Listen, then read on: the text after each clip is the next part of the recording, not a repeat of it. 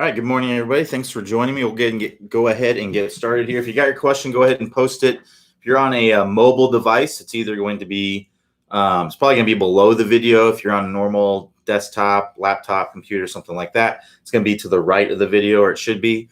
If you're new to office hours here, I start with questions that were asked up to an hour before.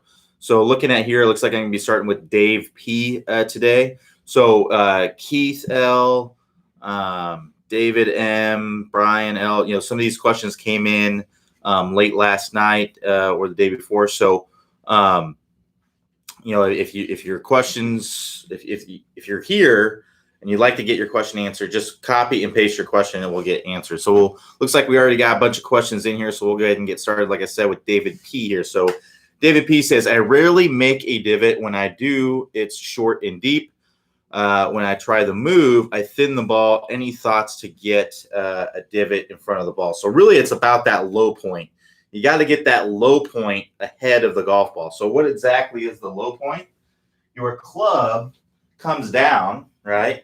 It reaches a low point in the swing arc, and then it moves back up. So if you're not taking any divots, what that means is that your low point is happening either at the golf ball, or a lot of times it's happening before the golf ball. So basically, if this is my golf ball, my club's coming down, it's bottoming out right here, and that's working back up into the golf ball. Or my club is coming down, it's bottoming out right at the golf ball, and I'm just picking it right off the turf. Now, you say that you hit it thin when you do the move, but you're probably hitting it thin all the time if you're rarely taking divots. Basically, the only time you can, basically not take a divot and not hit it thin is if the ball is sitting up perfectly on the grass, like it's up on a tee. Because if that's the case, then my club, if this is my golf ball again, my club can come down. It can actually bottom out before the golf ball and get into this grass here. As long as it's not getting into the ground, it's just going to tear through that grass, and then you're going to be able to get that strike high up on the face. So what we need to do is we need to get your low point forward. And that comes down to, there's a couple things that's most likely going on there. One, look at your compression line and see where your compression line is. Your compression line is the line that goes from your lead ankle, lead hip, and lead shoulder, and that's all in a straight line there. At impact, and we want that to be slightly angled away or kind of vertical at impact. So a lot of times with people whose low point is before the golf ball, that their compression line oftentimes looks like this, right? Because they're very, very angled away, and that's going to move that low point moving back. Oftentimes that low point happens about straight down from your armpit here. That's typically about where that low point is happening.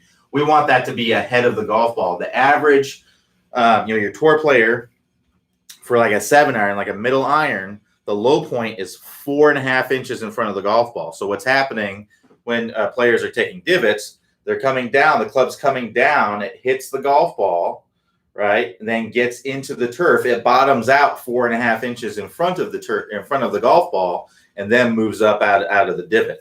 So in order for that to happen, we need to have our compression line to be more vertical or very, very slightly angled away. Now, for a driver, we can be nice and angled away with that compression line because we want that ball's up on a tee, the ground's not in the way. We can bottom out that club and get it to work up into the golf ball, and that's going to be better to get good distance out of your driver because it's going to lower the spin, it's going to raise the launch, that's going to make it go further.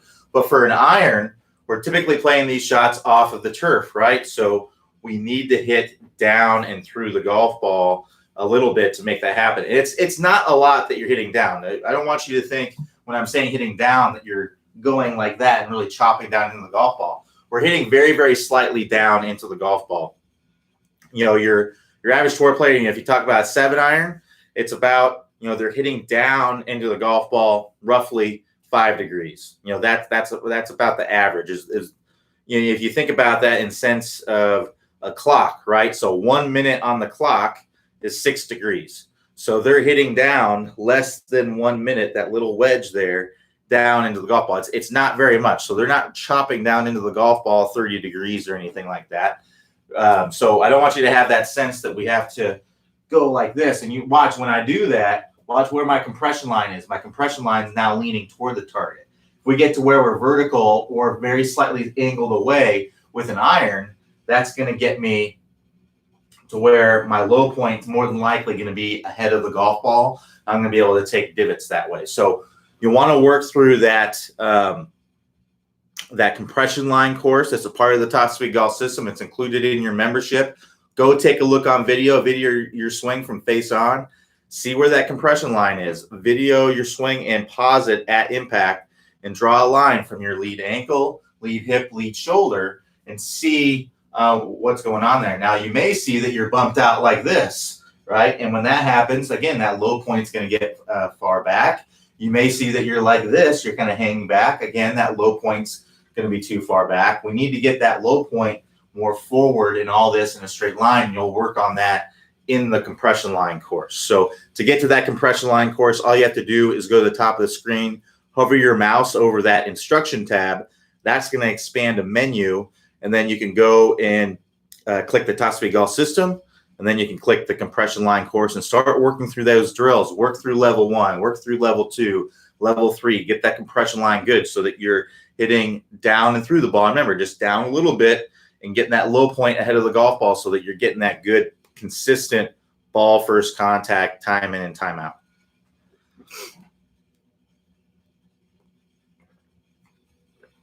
All right, so David F. says, the office hours are great, and I love reviewing the highlights at the end of the week that I missed.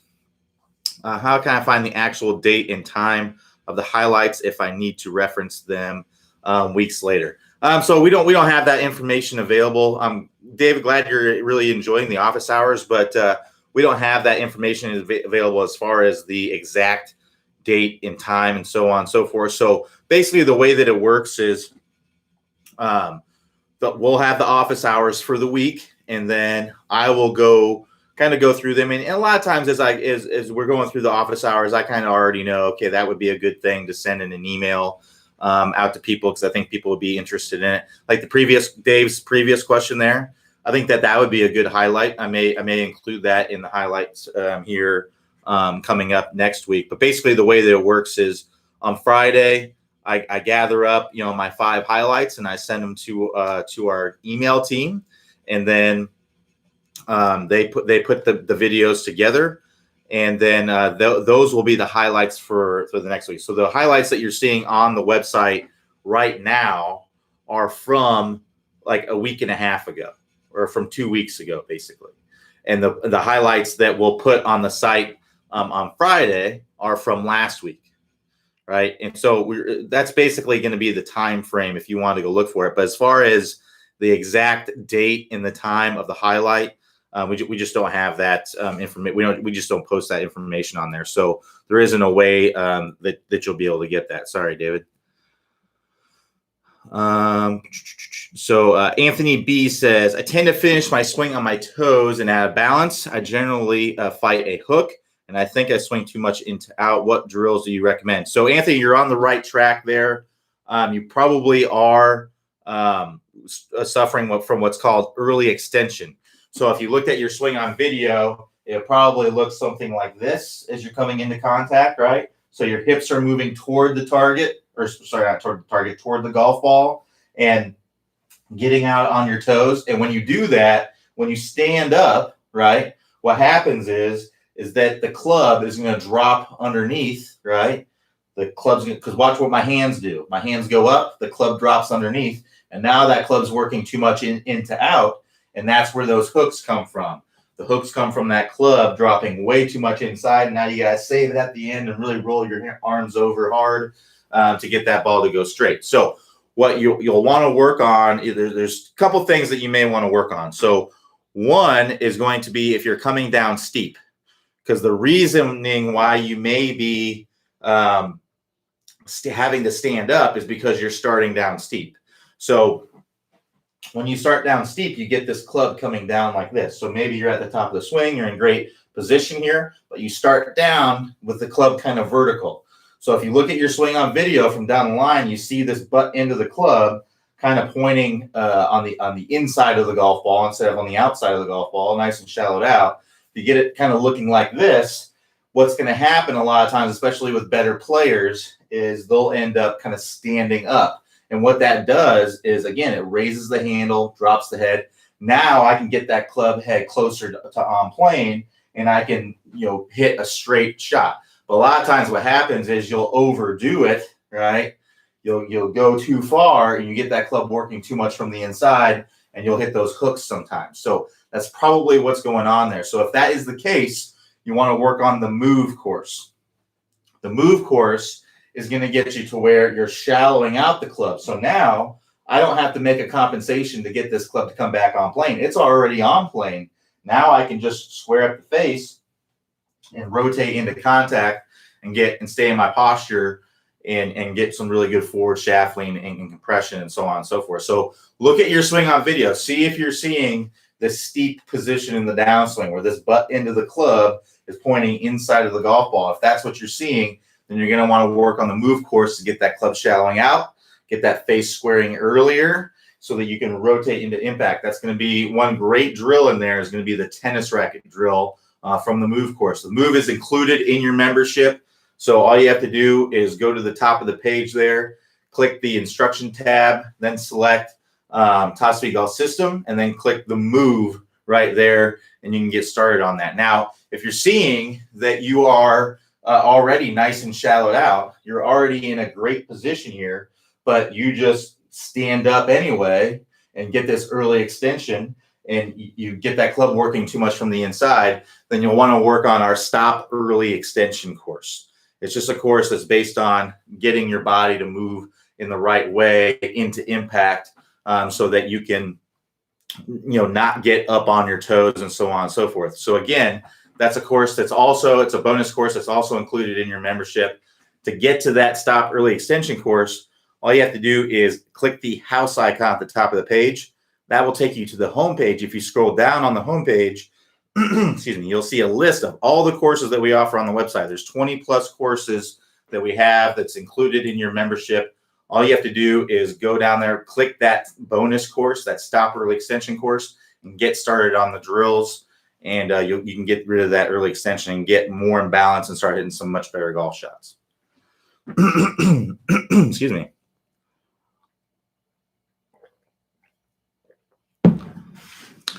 All right. So Steve J says, what drills in the TSG system do you recommend to help me get more turn of the hips on the downswing and stop sliding forward? So there's really there's a lot of them. So the stable fluid spine is one of them, because if your spine is stable, right? If you're turning and you're getting into this proper position, excuse me, as you're coming into impact, you'll be doing that. So the level 3 of the stable fluid spine would be good.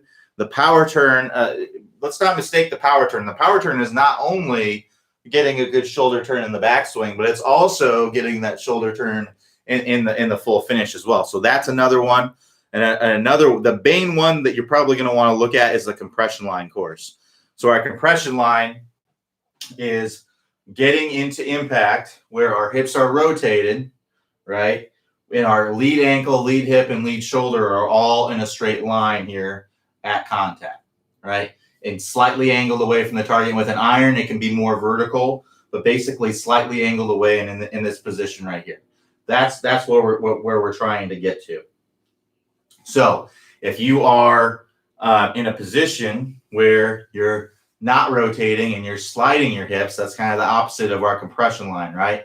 So that compression line course is going to help you to get into this position right here with our lead ankle, lead hip, lead shoulder, all in a straight line, slightly angled away from the target, and our body opening up as we're coming in. So you're going to want to check out that compression line course most likely to get you to where you want to go. To get to that course, all you got to do is go to the instruction tab at the top of the screen, then go to the Top Speed Golf System, then click the compression line course from there.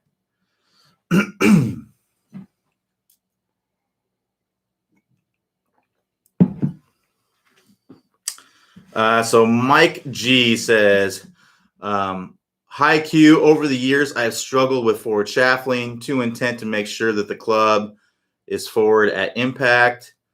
I've had a late release. resulting in weak push and occasional shank. Sometimes I know that I don't want an early release or a flip. How can I think of where in the downswing should I release lag? Is it last parallel where the hands are in front of the right thigh or later? So it's basically at a point 45 degrees in front of impact. That's where you want to be releasing the club. And when I'm defining the release, I'm saying that's where the club is basically splitting the forearm. So if I choke up on this club, we can see where this club is splitting the forearm. So I'm coming down here, I've got lag. I'm coming down to here. Typically, this is a typical position that you'll see with tour players. As they're coming down in the downswing, you'll see when their hands are getting in front of their trail thigh, you'll see that the club is pretty close to parallel to the ground. You'll see a lot of amateur players are going to be in this position right here where the club's already kind of releasing. But it sounds like with you that you've got tons of lag. Maybe you're kind of in this kind of position at this point in the swing because maybe you're trying to hold on to that lag, so on and so forth. So from right here, this is a good position to be in. And then as we're coming into contact, you can see I'm right here. When I'm at contact, that club's going to come pretty close to lining up with my lead forearm. It may be a little bit outside like we're seeing right here, but it's going to come pretty close to it. And then after contact, I'm going to release that club out in front. So you can see right here, this is where that club is splitting my forearms. This is where all the angles are gone. That's about 45 degrees out in front. That's where you want that to be happening. It's a good range is anywhere from about 30 degrees to 55 degrees. That's a good range to release that club. That's where we want that club releasing. So that would look like anywhere from about right there to about right there. Somewhere in there is where we want that release of the club. Excuse me, that's where we're seeing the best players out there. We actually went and looked at all the major winners from the last 20 years, and we found that the average straight line release was about 41 degrees. 41 degrees, something like that, is where they were releasing that. And the way that we're measuring that is we're taking where that release point is, where we're seeing this club split the forearms. We're drawing a line up here, and then we're drawing a line with perpendicular to the ground. And this angle from here to perpendicular to the ground on average is about 40 degrees. Now we saw players that were like 30 degrees, and we saw players that were 55 degrees, like Dustin Johnson, for example. He's releasing that club a little bit more out in front. He's a little bit more like 55 degrees. If you look at a Justin Rose, he's more in that 30 degree kind of range. So, there's a range in which you can be in, but you want to be releasing that club more out in front. Now, it's pretty rare that I would see someone not releasing the club. But if you need to work on that proper release, I'd recommend working through that straight line release course in the Top Speed Golf system. This is included with your membership. There's a great drill to start out with where you actually put a ball about 4 feet in front of the ball that you'd be hitting at, right? And you really focused on getting that club to release at that point that's about 4 feet in front of the golf ball. That's going to be roughly around that average number, that 40, 45 degrees out in front number every time. And I just focus on getting the hips to release to that point. My shoulders, my chest, everything, the club, my hands, everything releasing to that point right there. And that's going to be in the straight line release course. So again, to get to that, to get to the straight line release course, all you have to do is go to the top of the page, go to the instruction tab, then click the Top Speed Golf system, and then click the straight line release course from there and start working through the drills. Work through level 1, work through level 2, level 3, get that straight line release ingrained so that's automatic and you don't even have to think about it.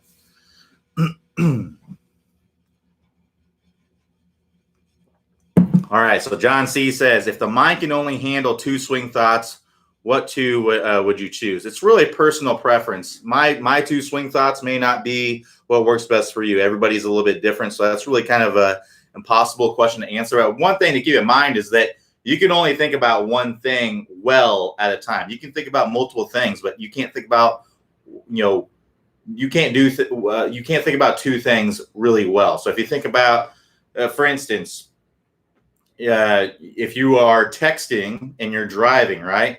If you're doing those things at the same time, you're not going to do both of them really well, right? You're going to not drive very well.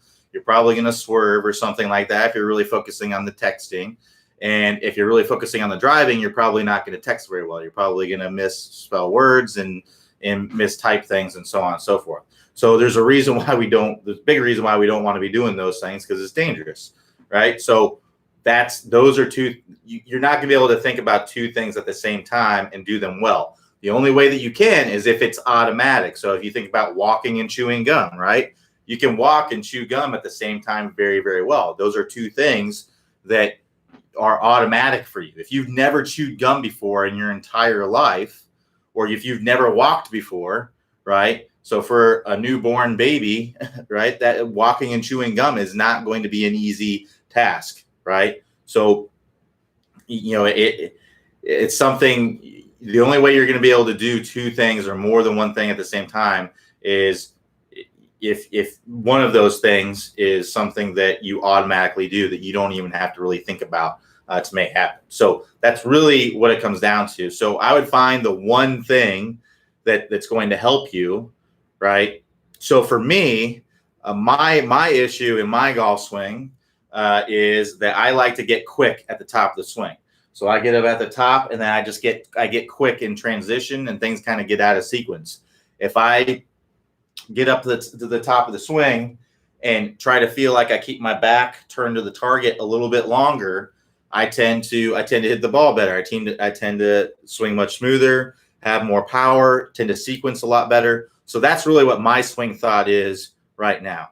That's what it is for me. Now that may not be the right thing for you, but that's what's helping me right now hit the golf ball. And in 2 weeks, that may not be the thing that helps me. It may be something else. It may be I'll get to where I'm not really getting to my lead side very well, and I'm hanging back in the swing, right? And maybe at that time I need to make sure that I get to my lead foot, right? Or I need to get to my lead heel when I'm coming down. So it's really it can be constantly revolving, but I would really just try to have one swing thought that actually helps you to hit the golf ball better. And ideally, you wouldn't have any swing thoughts. Your swing thoughts would just be get the ball to go where you want it to go. That would be ideally. Now, if you're really kind of in a mess and you're really kind of battling through, you can have multiple swing thoughts, but you can't have them at the same time. So when I say that, what I mean is you can have a backswing thought and a downswing thought, right? And maybe a follow through thought if you're lucky, right? The golf swing's happening too fast to be able to think about multiple things at once, right? Our backswing is about 3/4 of a second. Our downswing is about 1/4 of a second, right? And our follow through is another half second or so. So, these things, it happens too quickly. The golf swing is 1.5 seconds or so. These things happen too quickly. You don't have time to think about everything that's going on. So what I'd be thinking about is just one swing thought that helps you hit the golf ball better. Your swing thought's not going to be the same as mine, right? So it has to be something that helps you hit the ball better. Otherwise, don't do it. You got to find something else. Ideally, you would have no swing thoughts and you would have unconscious competence where you're just out there and you're swinging and the ball's going where you want it to go. All right, so let's keep moving here. So Christopher S. says, besides, excuse me, just holding the club face open more through contact, can you provide any adjustments, tips, differences, and weight distribution, what to do with the right elbow, etc., to help direct path from inside out draw to outside in fade? There are lots of videos on draws, but few on fades, especially for power. So when you're when you're trying to hit a power fade, what we call a power fade, the reason why you lose a lot of power with the fade is that to hit a fade, the face has to be open to the club path. When you open the face, it adds loft. When you add loft, you lose power. So what you have to do is you have to compensate for that by getting more forward shaft lean when you open the face to basically compensate for the face opening up. So whenever I'm trying to hit a power fade, I don't try to, I feel like you're trying to complicate this a little bit by thinking about all these little things you got to do. It's really not super complicated to hit a power fade. really all you're doing is I would aim your body left. So if I'm hitting a power fade toward my target here, what I'm going to do is I'm going to set up with my body open, right? Because I'm going to be swinging in this direction, right? So I'm swinging along basically my toe line here. And what I'm going to do is I'm just going to hold that face open as I'm coming through contact. That's all I'm doing is I'm holding that face open. And when I do that, I'm getting my hands more forward and I'm holding the face open.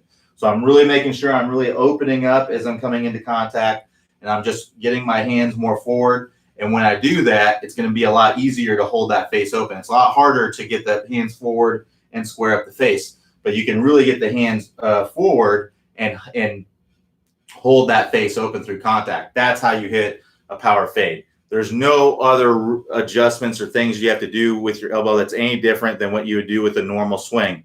All you have to do is get your hands more forward, hold the face open, and hit those power fades. That's really all it is. Don't overcomplicate it by doing that. Set up your body to the left. If you're right-handed, set up your body to the left and swing. Try to get your hands as forward of the ball as possible. Hold that face open, and you'll hit a power fade. It's really that simple. You don't have to do anything different in your swing other than that. I wouldn't.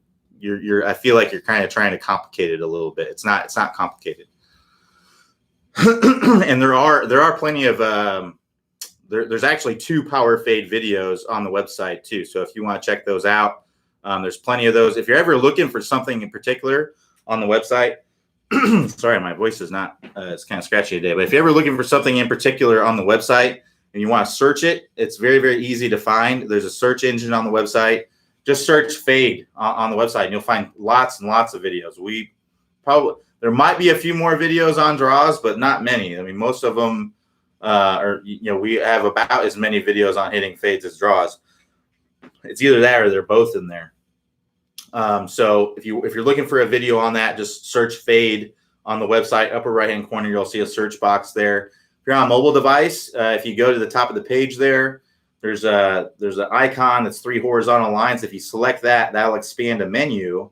And if you scroll down the bottom of that menu, you'll find the search box there, and you can just search fade and find all those videos. But that's really as simple as it has to be. It doesn't have to be any more complicated than that. Excuse me.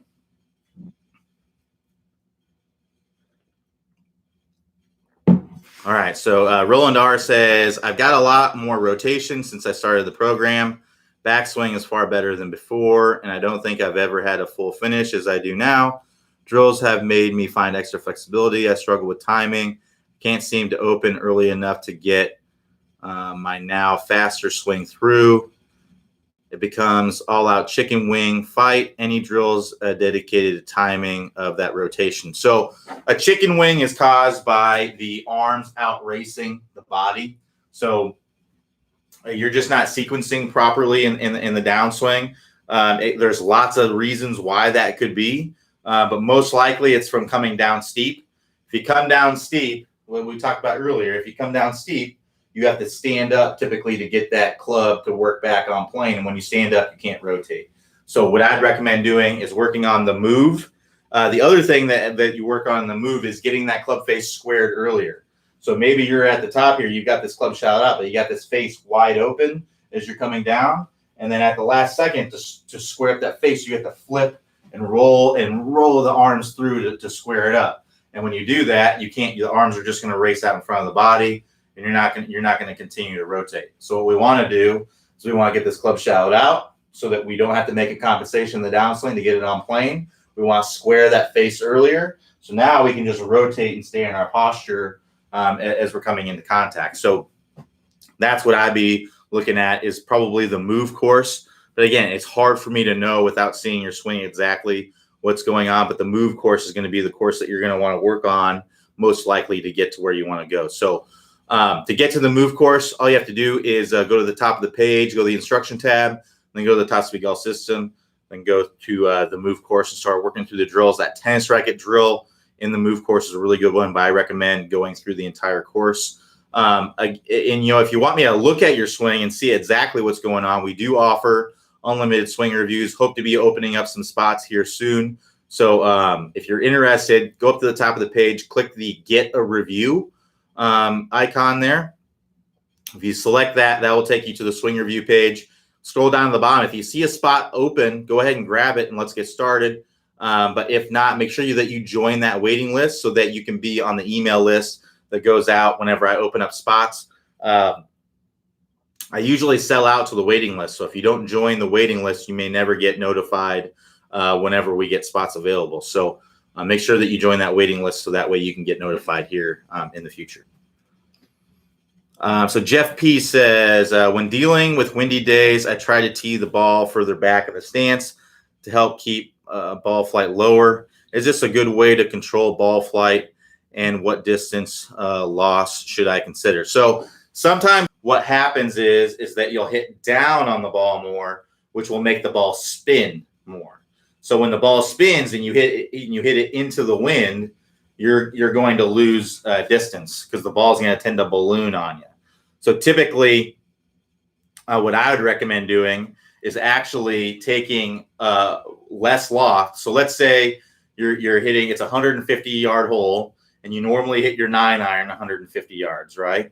So instead of hitting your 9-iron, what I would do is I would take maybe your 7-iron and choke up on it and basically hit the same shot as you would before. And I would just kind of take a choked up swing, a 3/4 choked up swing. And that will be a lot better for you because the loft, a 7-iron has a lot less loft. So it's going to have less spin when you hit it. So it's going to be a lot easier to control, right? And you're going to have less speed because you're choking up on it and you're taking a 3/4 swing. But it really, depending on the wind, it may be more than. You may need to use a 6-iron to make that happen, depending on the wind. So the wind is going to dictate how much distance you're going to lose. If it's a really, really brisk wind, you're going to lose more distance. If it's a light breeze, you may not even, if it's like a 5-mile-per-hour wind, I wouldn't really do anything different. I would just take extra club is all I would do. But if it's a really brisk wind and you can just see the ball getting up in the air and just ballooning like crazy on you, then I would use extra club, choke up, and just kind of take that same swing that you normally do. And that's going to be the easiest way to do it. If you put that ball back in your stance, it's going to add, you may hit the ball a little bit lower, but it's going to add, it's going to start out lower anyway, but it's going to add spin. And that spin is going to make the ball balloon on you, and you'll lose a ton of distance if you do that, especially if it's any kind of brisk breeze. So hitting into the wind, take extra club, so take less loft, choke up, take kind of like a 3/4 swing. And the other part about it, the big thing about hitting into the wind and in windy conditions, it's really, really important that you hit it solid. It's much more important that you hit it solid because anything that the wind is going to, it's going to basically multiply any kind of mistake that you make. So if normally it would have been a little bit of a fade, it probably turns it into a huge slice, right? If normally it would have been a little bit of a draw, it would the wind will turn it into a huge hook. So any kind of mistake that the wind is going to multiply because it adds spin to your ball. It's just going to keep pushing the ball in all kinds of different directions. So that's why I say to choke up on the club, take a more manageable 3/4 swing, because you're going to be able to control the ball a lot more easily if you do that. Whereas if we take our full swing, it's going to be, it's a little bit harder to control that essentially. So what I recommend doing is choke up, take extra club with less loft, choke up, choke down on the club so you have a little bit more control of it, and take a little bit of a shorter swing that you have more control of. A 3/4 swing would be, something around in this area where you're only bringing your hands to about shoulder level. And you'll be surprised at how far you can hit it when you do that and you hit it solid. And I'm telling you, try it next time you go out and play in windy conditions. You play dead into the wind. Like I said, if you have a 20-mile-per-hour wind in your face, it's a 150-yard par 3. You normally would hit your 9-iron there if there was no wind or anything like that. Maybe that's your 150-yard club. I think that's probably about what it is for most people. Then it might be like a 6 or 7-iron where you choke up on the club, You take that less loft with the 7-iron, and you're just swinging like this, and you just keep it low and hit it solid, and you'll do a lot better than if you tried to take like a 7-iron, put it really far back in your stance, and kind of chop down into it, because that ball is just going to balloon up. The other thing is that it's not going to be as solid, so you're putting more spin on it. So when you put more spin on it and you don't hit it solid, it's just going to go off even more. So I wouldn't change necessarily where you're putting it in your stance or anything like that. You can put it a little bit further back to get it a little bit lower, but you don't want to put it so far back that you're hitting down on it so much that it's adding a lot of spin.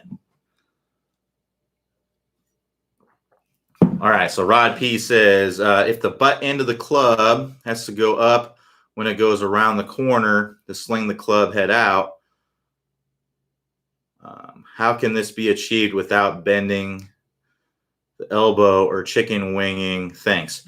You keep rotating through contact. The chicken wing is caused by the body not rotating, right? So if you watch here, if I keep everything, my chest and everything, my shoulders square, and I throw my arms out, what's happening? There's the chicken wing, right? So the chicken wing is caused by the arms essentially outracing your shoulders and your body and all that.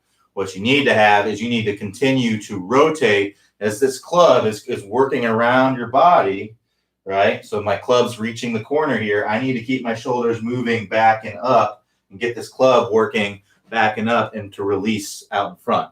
If I stop my shoulder, right, which is coming from everything else stopping, you're going to get the chicken wing. If I keep rotating, right, if I keep rotating, my pelvis is rotating, my chest is rotating, my shoulders rotating back and up, that's going to allow me to not have that chicken wing through contact and hit the ball more solid. So it's from the continuation of the rotation of the body. So Patrick Y says, I tend to back the ball right when I try to drive the ball long. What is causing this, and what do you recommend to correct this?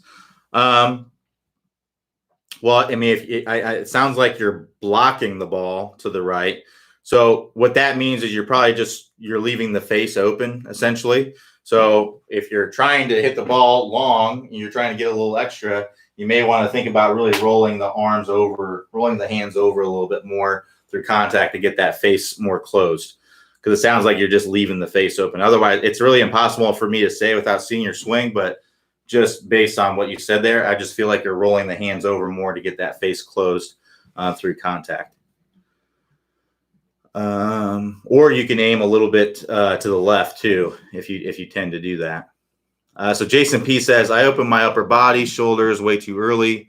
What is a drill or video to correct this? So I'd recommend if you open up the body, that's from not getting side bend as you're coming through contact. So, we want to have this angled away position at the top. If you keep that angled away position as you rotate your body, it's going to look like this, right?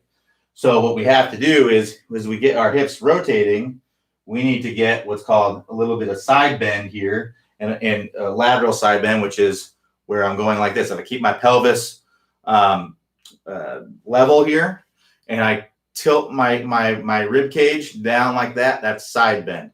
So that's what needs to happen as you're coming through contact. So there's a great video on the website for side bend. It's in the stop early extension section, because a lot of times what people do, instead of continuing to rotate, because if you rotate, your body's going to really open up if you do that. Your upper body is. If you're not getting side bend, a lot of times what people do is they'll just go like this, right? So a lot of times people early extend because they don't understand how to get side bend when they're coming through contact. So side bend is what allows you to have your body opening up as you're coming through contact and having your shoulders relatively square. But I would say this is only an issue if you're coming over the top, because there's lots of players that open up their body or open up their chest and their shoulders when they're coming into contact and have the club coming down perfectly on plane or even from the inside. Go look at Rory McIlroy's swing. Rory McIlroy is like this at contact. Everything is opened up. His shoulders are opened up. Everything is opened up at contact. So it's not necessarily a bad thing, unless most of the time when I see people who get their body opening up, is that club is working out over the top like this, right? So that is this, where everything's opening up, is different than that. So if you're seeing that you're coming way over the top, is because you need to work on probably getting some side bend. So that's in the Stop Early Extension course. You can just find this video, side bend, very easily if you use the search window, the search function on the website. Upper right-hand corner, just search 2 words, side bend. If you're on a mobile device, select the icon in the upper right-hand corner that's 3 horizontal lines. That'll expand a menu. Scroll down to the bottom of that menu. You'll find the search box there. Select that and type in side bend in there, 2 words, side bend. Start working through that drill to help you get your shoulders more square. But I'd only be doing that if you are coming over the top, if you're clearly coming over the top when you look at that on video. All right, so John T says, 20-minute fixed question. Although swing speeds would not be as high, does the training system work as well with other clubs? Yes, so as your club head speed goes up with your driver, your other clubs are going to go up too. So I recommend going through the 20-minute distance fix just with your driver. You can go through it with other clubs as well, but it's just not necessary. Now, the only time I would say that you'd want to go through with other clubs, because I know that some people, maybe they're working on this in their house and they don't have room to swing their driver in the house. They only have room to swing with like a 7-iron or something like that. And that's completely fine. If you work on the 20-minute distance fix course, you work through it. I just work through it with the same exact club. So that way you're comparing apples to apples, because you're going to swing a 7-iron faster than you are a pitching wedge. And you're going to swing your 3-wood faster than your 7-iron because of the length of the clubs, right? The length. I mean, if you look here, I have a wedge. Here's a driver, right? Big difference there in the length of the club. Big difference. So I'm going to swing this quite a bit faster. If you think about the reasoning is that the further the longer the arm, basically the lever arm, the more speed you're going to have. So if you think about a fan, right? The tips of the fan blades are moving faster than the inner portions of the fan blades. It's the same thing. You know, this club head is the inner portions of the fan blades. This is the tips of the fan blades. This is going to move faster. So I would just use the same club every time whenever you're doing it. So that way you're comparing apples. So that way, if you see you increase your swing 5 miles per hour, it's not because you went from a pitching wedge to a 7-iron. It's because you actually gained 5 miles per hour. So I would just use the same club, but if at all possible, I would use your driver and understand that as you raise your club head speed with your driver, all your club head speed with everything is going to go up. Everything's going to go up. So Randy H says, just starting with your program, watch one of your videos showing forearm rotation to shallow the club and the downswing. You show it naturally, closing the club face, but when I rotate mine, it seems I would open the club face. Can you illustrate it, please? So nothing's going to be natural if you're not doing it naturally, if that makes sense. So basically, if people ask me these kinds of questions all the time, am I actively doing this? Am I consciously doing this? Well, if you want to do something and you're not unconsciously doing it right now, then you are going to have to consciously do it to make it happen. So I think you're talking about the move course, and the move course is shallowing out the club and squaring the face earlier, right? So squaring the face, when you're closing the club face, that's coming from a couple things. One is from this lead wrist going like this. So that's bowing of the lead wrist. So watch, if I do that, if I have this club face lined up with the top of my hand here, if I go like that, you can see that closes the club face. And with the trail wrist right here, it's going to be called wrist extension, where I bend it back again.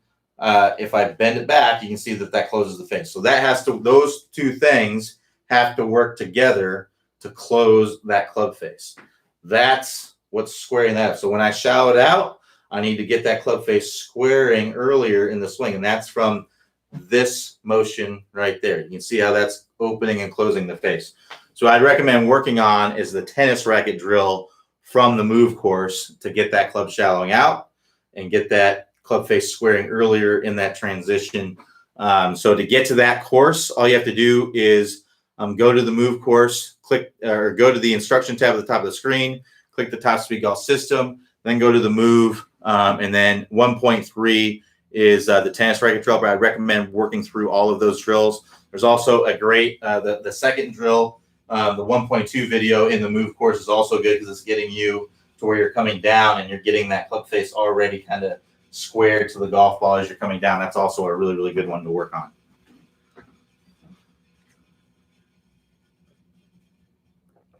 All right, so James G says, when rotating the forearm to shallow and closing the face, is this rotation the same with all clubs? Yes, you want to shallow out all of your clubs. You don't want to be coming down steep with any of the clubs. You want to shallow out all of them. Basically, shallowing, when we're talking about shallowing, all we're talking about is getting the club on plane, right? That's all that's meaning. So you want to get that club on plane with all of your clubs. You don't want to be coming down really, really steep with all of them. Now, you know, some players like to hit that fade, you know, that drop down fade on the golf ball. And if that's you, then you can come down a little bit steep. Like for some reason his name escapes me right now, but he won the US Open last year. For some reason I can't think of his name, but anyway, a super great athlete. But he comes down just a little bit steep. So if you're watching him, his club's kind of coming down above his trail forearm when he's coming down. So he comes down a little bit steep. He hits fades all day long, just hits big time fades all day long. That's what he likes to do. Not all players are like that. Most players are going to be getting this club working down their trail forearm, kind of looking like that. That's an indication that this club is working down on plane. It's nice and shallowed out. If you're coming down more like this, where the club's working down kind of more down this arm, right? Down this arm right here, you're going to be too steep. You're going to have a hard time being consistent. You're most likely going to flip and have a hard time being consistent. So Mark K says, how fast should the body actually be rotating through the ball to create speed? Sometimes when I try to go too fast, it causes me to slide. It's really dependent on the player. Some players can move faster than others. Like Rory can move his hips really, really fast, but it's not very fast. I mean, your hips don't rotate that quickly. Your arms and everything are going to be moving a lot more quickly than that. It sounds like you're sliding and you're not rotating is what it sounds like. So a lot of times sliding can feel like rotation, but it's definitely not. So you need to look at yourself on video to see what's actually going on. So if you're doing this, you can't rotate when you do that. You need to feel like the hips going back and away from the ball and away from the target. You're most likely moving your hips toward the ball and toward the target when you're coming into contact. When you need to move, get that lateral shift to the lead side, get that pressure in that lead foot, and then move that lead hip away from the ball and away from the target to open the body up. That's most likely what's going on there. It's hard to say without seeing your swing, but that's what it sounds like, what you're doing. But not everyone's going to be capable of moving their hips as fast as someone like Rory McIlroy. Actually, basically no one is. He has about the fastest hips out there. So as far as how fast the hips rotate is really relative to the person. So David E says, still having trouble compressing long irons. Any drills to work on today? I'd say the move course, and you know, you're saying long irons. It's no different for any other club. So what I'd recommend doing is just kind of work your way up. So if you're able to get it with an 8-iron, try to get it with a 7-iron. If you're able to get it with your 7-iron, work on it with a 6-iron. Just work your way up. Naturally, longer clubs are going to be more difficult to wield just by nature. They're longer clubs. They have less loft. The move course is going to be probably the best course to get to start compressing shots, but I would do it with something that you're able to do it with and work your way up to work your way up from the 7-iron to the 6-iron to the 5-iron, and you'll get better and better and better with it. But the move course, if you're looking for drills right now today, the move course is what you want to work through. Work through the tennis racket drill. Work through work through all the drills in the move course, and get to where you're starting to compress the golf ball. All right, so we got about 10 minutes left.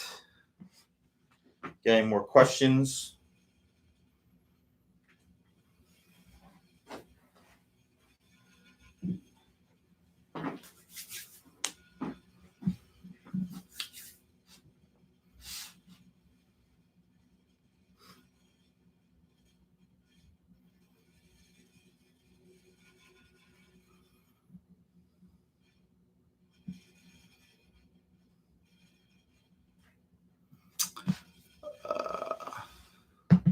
So Lee P says, is swing speed generated by gravity, which I think is an old school thought, or should we swing hard for more speed?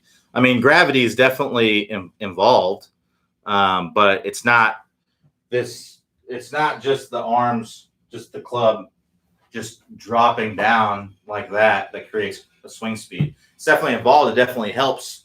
You imagine if you were swinging upside down, you would swing much faster, in this direction than if you were upside down swinging, because gravity would be working against you. It helps, but it's not what provides club head speed. The main thing that gives the main source of power in the golf swing is creating more space, right? More space and time to accelerate the club. So the more space and time you have to accelerate the club, the more club head speed you can typically generate. And the more gravity is going to be involved as well, because you're getting the club up higher. So now you have longer time and space for that club to drop into the golf ball. But we need to provide power with that as well. So that comes mostly from our shoulder turn, the power turn, which is from the Top Speed Golf System. This is the catapult drill from the 20-minute distance fix, and that's just getting our hips to turn, getting our shoulders to turn, and getting our hands up back here. The more we have to accelerate the club, the more speed that we can generate. That's really where most of the power is coming from. So if you're looking for more distance and more club head speed in your golf swing, I'd be working through the 20-minute distance fix. And I'd also be looking at the power turn course, because the 20-minute distance fix, it's a kind of a crash course that gets you to find the things that are giving you the most club head speed. After you go through that 20-minute distance fix, I would take the time to fully ingrain those things so that they're second nature, so that they're automatic. You don't have to think about them anymore. So typically, for most people, the catapult drill is going to be the thing that gives them the most gains. It's just because it's the biggest source of power in the golf swing, which is creating more space and time for the club to accelerate. So that's going to be the power turn course on the website. So if you're looking to increase your club head speed, I'd be looking at the power turn course, getting that fully ingrained so that it's second nature and you don't even have to think about it. You just do it every single time. All right, so James G says, when turning the club to close the face, are all clubs rotated the same amount to close the face? Yes, you're squaring the face the same amount with all. You're squaring the face the same with all the clubs. You're not no club's going to be more open or closed than others. They're all squaring up. Really, I mean, if you are coming down here, you're squaring up the face the same amount. It's not like you're holding a driver and you think, well, I got to square this even more or open it up even more. It's relative to what's happening at contact. So if you're coming into contact and you're leaving that face open, then you're going to need to close it more. If you're coming into contact and that face is closed, then you need to feel like you're holding it open more, right? So there's no way you're going to be able to kind of calculate how much open and closing your face, the face is. It's going to be relative, because the driver, you're going to have a different shaft, right? It's a longer shaft. It's a different shaft. So the squaring of that face may feel different than your wedge, but it's the same amount. You still want the face to be square at contact. So Marlene M says, it seems like I can get better lag with a slow takeaway. What are you swing to feel? What are you trying to feel with a tempo? As far as tempo is concerned, what I found is that if you get a full shoulder turn, your tempo is perfect. That's really what it comes down to. The people who I know who have trouble with tempo are not making a full shoulder turn. And you can have a fast tempo or a slow tempo. Some players are more comfortable with a fast tempo. I typically hit the ball better when I have a slower tempo.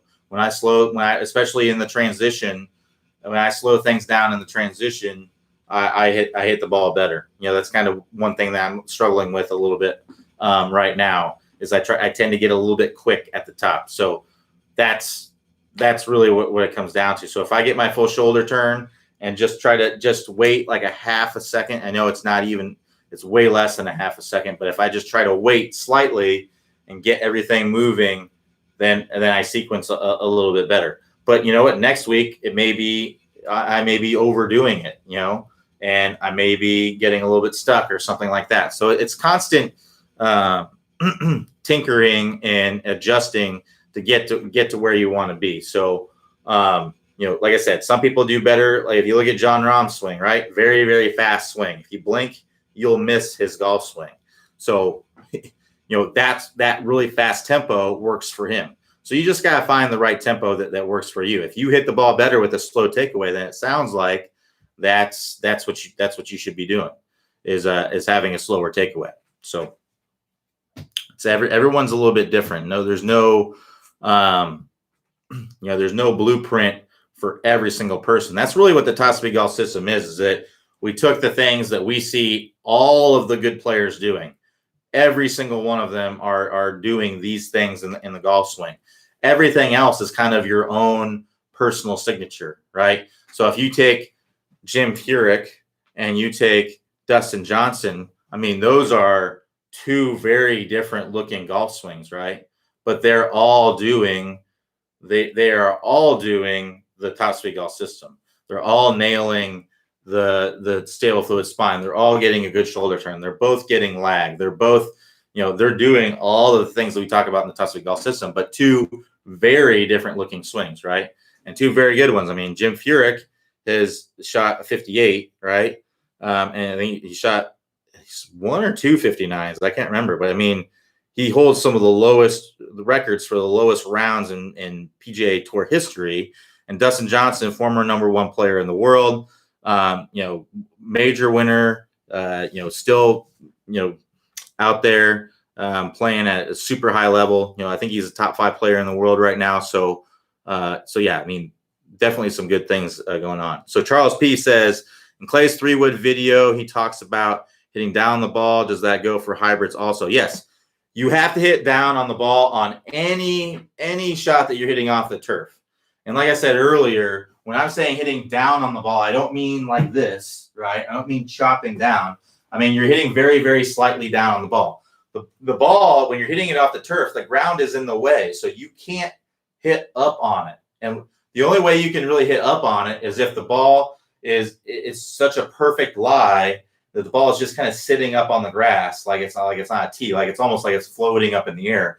At that point, you can probably get the club to bottom out a little bit, go through the grass, and then hit up into the golf ball and hit it great. But that's just not the situation that we're in most of the time. If we're in the fairway, that ball is sitting down on the ground. It's not fluffed up like it's sitting on a tee. We have to hit down and through the golf ball, and that applies to hybrids. That applies to any shot that you're hitting off of the turf where the ball is not sitting up fluffy like it's floating up in the air. That applies to all of those shots. And like I said, when you're hitting your 3-wood, typically the 3-wood, you're hitting 3 degrees down or so. That's not very much. That's dang near level, right? But we're not hitting up on the golf ball. Most people are hitting up on their 3-wood on the ground, and they're topping it, they're chunking it, or they're hitting it very, very thin. That's what I see almost all the time when I'm seeing people hit their 3-wood off the ground, right? I'm guilty of it sometimes, and you got to hit down and through the golf ball. And like I said, you're not chopping down into it, but you have to hit down on it a little bit. And it's like I said, it's about 3 degrees or so is what you're going to see the average, the better players. It's about 3 degrees or so that you're hitting down. 1 minute on a clock is 6 degrees. So it's half of a minute. It's a very, very small wedge that you're hitting down, but you got to be hitting down. Most people are hitting up. And that applies to any shot that you're hitting off of the ground. So James H says, don't the forearms rotating automatically square the club face up naturally? Trying to bow the left wrist causes me to lose my grip. So it really just depends. Nothing happens automatically unless you're doing. That may happen automatically for you, but it may not happen automatically for somebody else, right? So, but the thing is that if you don't basically kind of bow the wrist a little bit when you're coming into contact, if your trail wrist is not in this position, and it really depends on how strong your grip is, because if you have a very weak grip, you're going to have more bow in your wrist here. And if you have a very strong grip, it may even appear to be cupped, but your trail wrist is definitely going to be in this bent back position. So if you just kind of stand here and just let the arms fly and rotate back into the same position, you're going to flip. You're going to release that club early every single time. So to get that club face, to get the rotation that's needed to get forward shaft lean, to get compression on the golf ball, to get into this position, you got to do the shallowing of the club, squaring of the face earlier so that you can rotate into contact. And that's going to be the move course. So James, you probably just need to get more reps into the move course there. Maybe if you're losing your grip, you need to hold on to it more firmly to help you to get that happen. All right. So last question here. So Randy W says, Q, I have tried to get more forward shaft lean to get better compression with limited success. I recently found that if I preload left with my irons, I freaking crushed the ball, picked up 10 to 12 yards per iron. Do you agree with this setup? Well, I mean, what you're describing is kind of like stack and tilt a little bit. So if you think about it, with every powerful athletic movement, there's always a loading up and a weight transfer. So I don't recommend necessarily loading up left and then keeping it left the whole entire swing. You're just not going to be very powerful when you do that. Now, you probably gained 10, 12 miles per hour or 12 yards because you're hitting the ball better because you're getting to your lead side. So I would just try to transfer that feeling of getting to your lead side that you're getting with staying loaded on the left, with getting that weight transfer in the backswing, and then the weight transfer and then getting back to your lead side in the downswing. So that's what I'd recommend doing. That's going to be the most powerful way to do it. So what you're doing right now is good because it's helping you get that sensation of getting to your lead side, but it's not going to be the most powerful. You still have more in the tank. If you think about any powerful athletic movement, every single baseball pitcher, they're loading up and then transferring to the lead side. A player who's going up to dunk the ball or going up for a rebound, they squat down and then they jump up. They don't just pop up in the air. A baseball pitcher just doesn't go like that, right? They load up and then they fire toward the basket. So, or toward the plate. So that's what you want to do for a really powerful athletic movement. All right, so we'll go ahead and finish up there for today. Thanks, everybody, for joining me. We'll be back here tomorrow, 3 p.m. Eastern Time. Everybody have a good rest of your day, and I will talk to you next time.